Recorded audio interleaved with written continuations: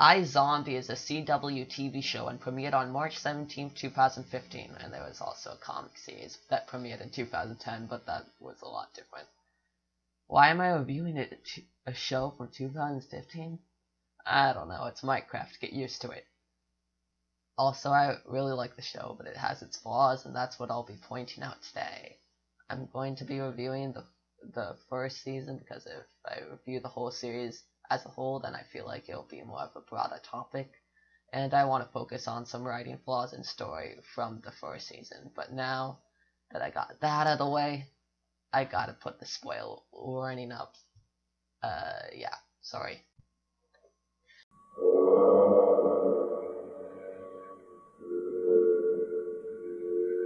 Okay, so our main character is Olivia Moore, but she goes by Liv.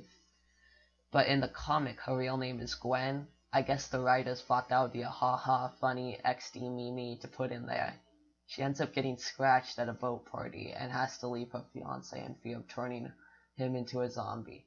She gets a job at the morgue to get free brains. Her boss finds out about this and helps her to find a cure.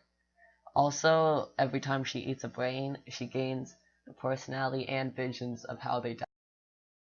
My name is Liv Moore, and I died, sort of. I had a promising career and a great fiancé. Then I went to the world's worst boat party and got turned into a zombie. Now I work at the morgue for access to brains, but brain eating has side effects. I take on the victim's personality traits and have visions which I use to help solve their murders.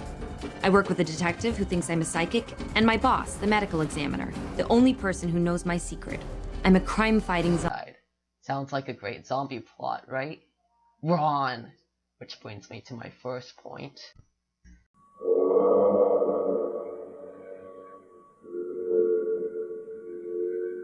Alright, she spends most of her time going around with the detective from upstairs pretending to be a psychic and going around solving the murder mystery of the week. Which is fine, but when most of your episode is doing this, that's a big problem for a show about zombies. It's like, is this a show about zombies, or could it be a psychic detective show? Like, come on.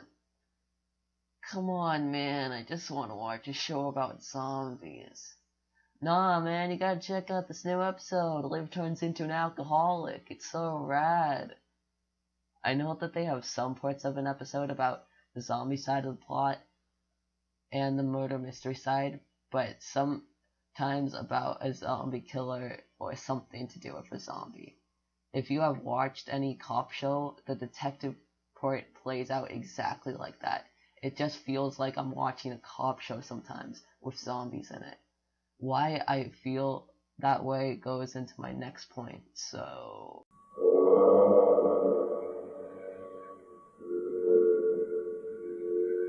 This is more of a problem with the CW network, but it still needs to be fixed. Bickering. I have not seen one CW show that does not have this problem.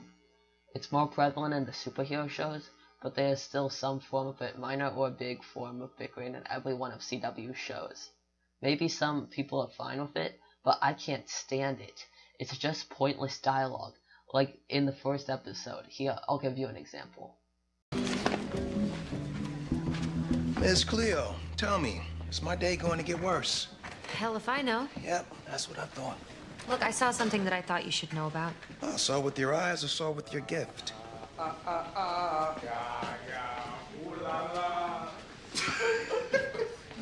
think those guys want your bad romance, unless singing Gaga around the station is a cop thing. Well, only after one of their peers proudly reports Stephanie Germanata as the name of the murder victim.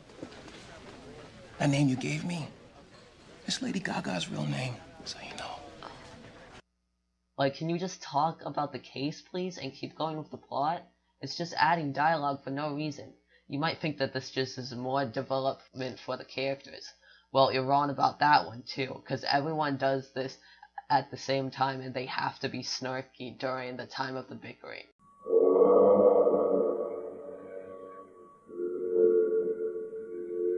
So when Liv is off solving the mystery with the Scooby Gang, instead of just telling Clyde, the detective, she pretends to be a psychic, helping solve these people's murders by getting visions of their death, by eating their brains.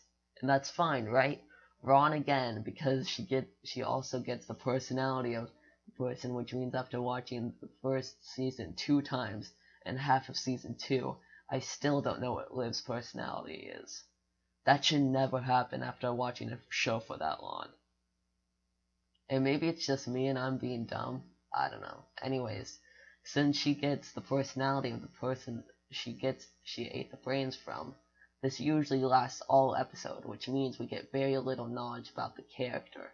The only thing is I know about the character is maybe Snarky, but that's stretching it because that's just from the bickering and everyone is the same during that. Also, it's hard sometimes to differentiate if it's her or the brain she's on of the week she's on. The other characters are fine though. Ravi is the geek morgue worker, Clyde is the tough cop, Peyton is Liv's best friend, and Major is perfect fiance who gets broken off and is distraught because of this.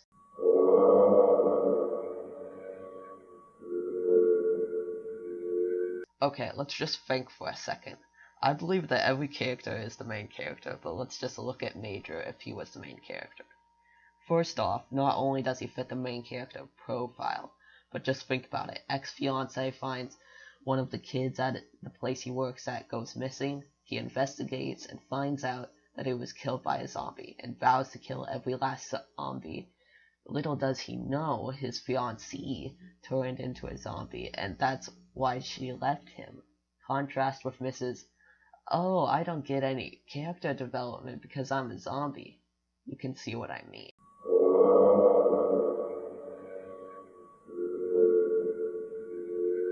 The main flaws in the story of Season 1 is that Episode 9, Patriot Brains, where Liv and our zombie boyfriend decide to kill Blaine for killing people to sell their brains to the zombies that he makes. At first I was like, oh, that makes sense. But after a few minutes of thinking, I was like, wow, that's the worst idea ever. You see, if they kill Blaine, then they are basically triggering the zombie apocalypse.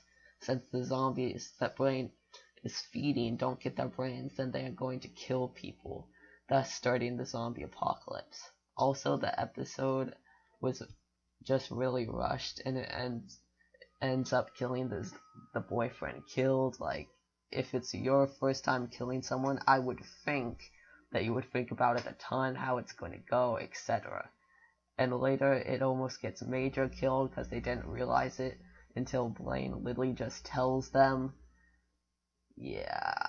Another thing that made no sense to me was the scene where in episode 10, Mr. Berserk, where Liv and Ravi discuss if they should tell Major about the zombies. Because Major didn't know up till that point. So Liv basically just tells him that he's gonna go after the zombies and die. But he does it anyway and almost gets killed. Why not just tell him and reason with him why he should not go? Like, come on. You need to tell Major about zombies, about Blaine, the meal plan, you, everything. Okay, absolutely not. There. Done. The Candyman tried to kill him. He didn't get scratched, but he could have died. We have to tell him. He's checking himself into Blooming Grove. The mental hospital? He's being chased by homicidal zombies, and when he's asked for our help, we've told him he's nuts. Of course he thinks he's mental. This is on us. I mean, at what point is it not worse telling him than just being honest? He's lost his job. He's breaking into cars, he's shooting people. He's doing all this when he thinks the Candyman is killing kids. What's his move when he finds out he's eating them?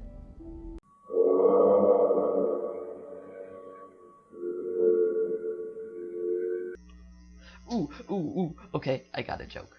Okay. So a cop, a morgue worker, and a dead person walk into an art gallery, and... Quick, beam me up, Scott E! Chug, chug, chug, chug, chug, chug!